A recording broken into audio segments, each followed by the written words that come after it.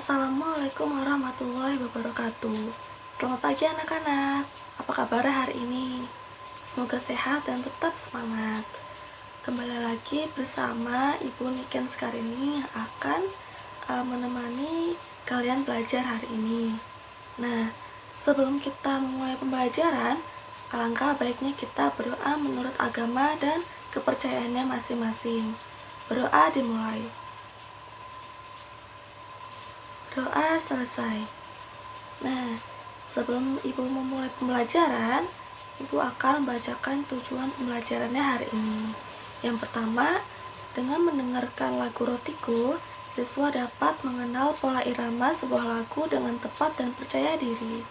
Yang kedua, dengan menyimak penjelasan guru tentang pola irama, siswa dapat memahami perbedaan pola irama yang terdapat pada sebuah lagu dengan tepat. Yang ketiga, dengan mengidentifikasikan pola irama dengan lirik lagu, siswa dapat menunjukkan variasi pola irama lagu yang berbeda pada sebuah lagu dengan tepat dan percaya diri. Yang keempat, dengan menyanyikan lagu Rotiku, siswa dapat memperagakan variasi pola irama yang berbeda pada sebuah lagu dengan benar dan percaya diri. Yang kelima, dengan membaca teks bacaan bersama-sama, siswa dapat memahami isi dari teks tersebut dengan tepat. Yang keenam, dengan menjawab pertanyaan dari teks yang telah dibaca, siswa dapat mengidentifikasi ide pokok dan teks yang telah dibaca dengan tepat. Yang ketujuh, dengan mengamati teks bacaan, siswa dapat menemukan pokok-pokok informasi dengan tepat. Selanjutnya, setelah menemukan informasi dari teks bacaan, siswa dapat menuliskan pokok-pokok informasi mengenai teknologi produksi pangan dengan memperhatikan penggunaan kaidah ejaan bahasa Indonesia yang tepat. Selanjutnya, dengan mengamati banyak satuan luas yang menutupi suatu daerah, siswa dapat menemukan luas suatu daerah. Selanjutnya, dengan mengamati daerah yang ditutup dengan satuan luas, siswa dapat menjelaskan cara menentukan luas suatu daerah. Lalu yang terakhir, setelah mengidentifikasi luas permukaan bidang dalam satuan tidak baku, siswa dapat menyelesaikan masalah sehari-hari yang berkaitan dengan luas dalam satuan tidak baku dengan tepat. Nah,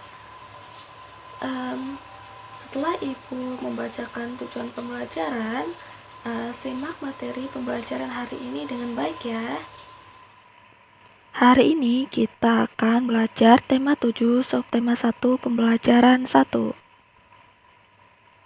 Beni, Edo, Siti, dan Dayu berkumpul di teras rumah. Ibu Dayu menyediakan roti. Roti adalah makanan yang terbuat dari tepung.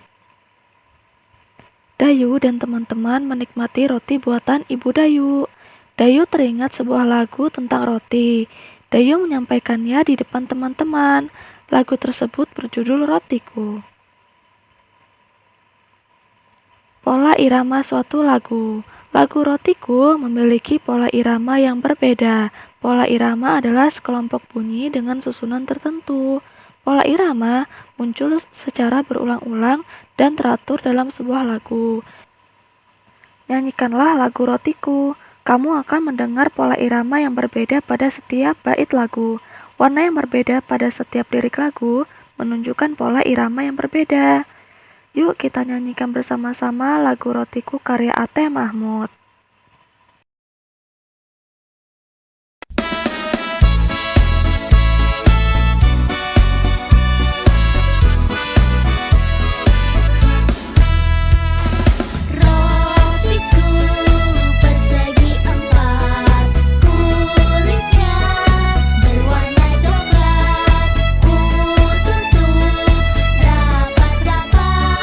Supaya jangan dimakan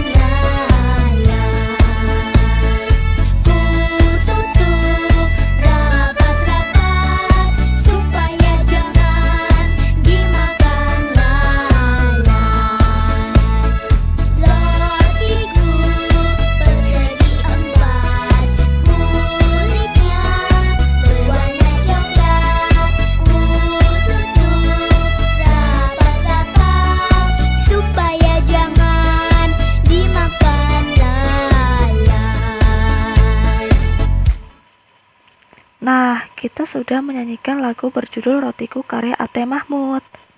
Cobalah minta temanmu menyanyikan lagu Rotiku. Dengarkan pola irama pada lagu tersebut. Apakah pola iramanya sama atau berbeda? Berbeda, jawabannya. Siti menunjukkan sebuah teks bacaan. Isinya tentang teknologi pangan. Tahukah kamu apa arti teknologi pangan? Ayo kita baca teks bacaan yang ditunjukkan oleh Siti. Teknologi pangan. Alam Indonesia sungguh kaya. Kacang kedelai, jagung, dan kelapa adalah hasil pertanian. Telur, daging, dan susu adalah hasil peternakan. Semua itu adalah sumber pangan kita. Pangan artinya makanan. Alam Indonesia menyediakan sumber pangan kita.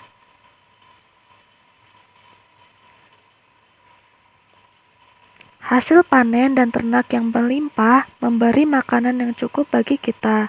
Akan tetapi, hasil pertanian dan peternakan tidak dapat bertahan lama. Makanan itu dapat membusuk. Makanan busuk harus dibuang. Hasil panen harus diolah agar tidak cepat membusuk. Mengolah hasil panen dilakukan dengan teknologi pangan.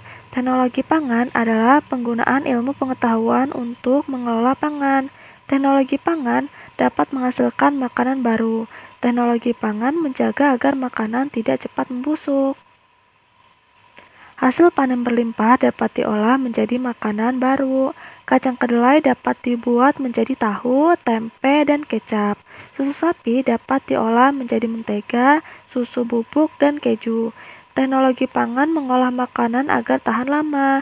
Teknologi pangan sangat bermanfaat bagi kehidupan. Jawablah pertanyaan berikut berdasarkan teks teknologi pangan. Pertama, apa arti dari pangan? Jawabannya adalah pangan artinya makanan. Yang kedua, apakah hasil panen pertanian dan peternakan dapat bertahan lama? Jawabannya adalah hasil pertanian dan peternakan tidak dapat bertahan lama. Yang ketiga, bagaimana cara mengolah hasil panen? Jawabannya adalah mengolah hasil panen dilakukan dengan teknologi pangan. Selanjutnya, apa saja contoh makanan yang terbuat dari kacang kedelai? Jawabannya, kacang kedelai dapat dibuat menjadi tahu, tempe, dan kecap. Yang kelima, apa manfaat dari teknologi pangan? Jawabannya, teknologi pangan mengolah makanan agar tahan lama. Lalu tuliskan 5 hal yang kamu ketahui setelah membaca teks teknologi pangan. Yang pertama, pangan artinya makanan. Yang kedua, hasil pertanian dan peternakan tidak bisa bertahan lama. Yang ketiga, hasil pertanian dan peternakan diolah dengan menggunakan teknologi pangan. Yang keempat, teknologi pangan mengolah makanan agar tahan lama. Yang kelima, hasil panen berlimpah dapat diolah menjadi makanan baru.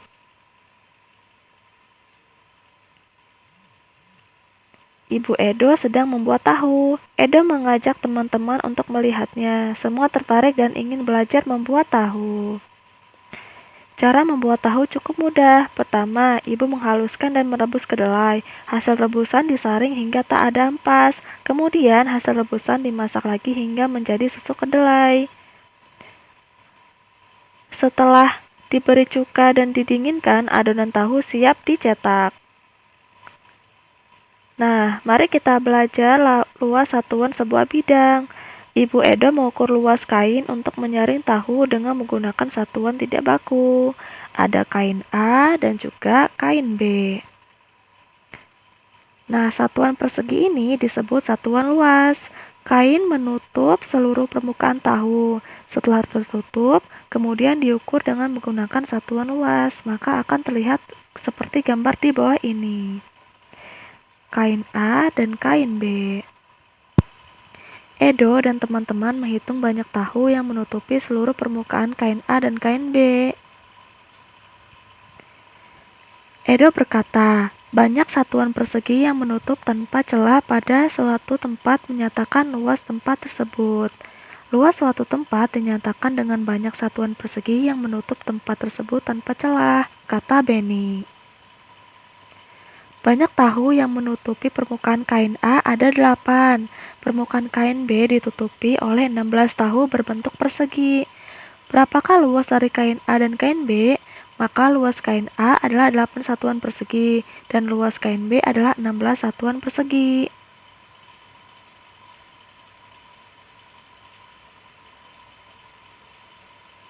Amatilah gambar-gambar di bawah ini. Hitunglah luas dari setiap gambar berikut.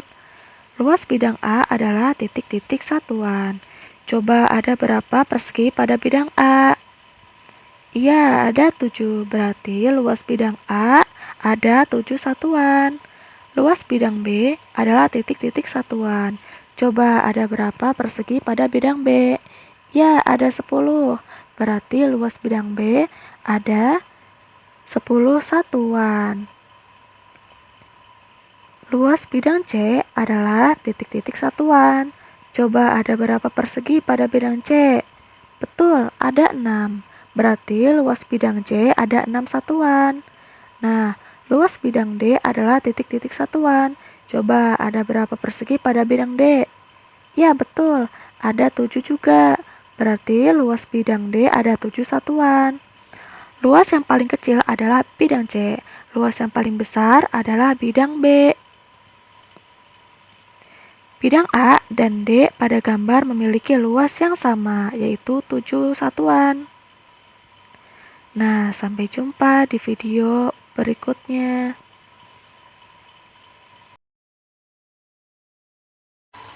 Sekian pembelajaran hari ini. Dari materi yang telah kita pelajari, kita dapat mengidentifikasikan dan menemukan sebuah pola irama dalam sebuah lagu dengan benar. Lalu setelah itu kita dapat menemukan dan mengidentifikasikan pokok-pokok cerita dalam suatu teks bacaan dengan benar.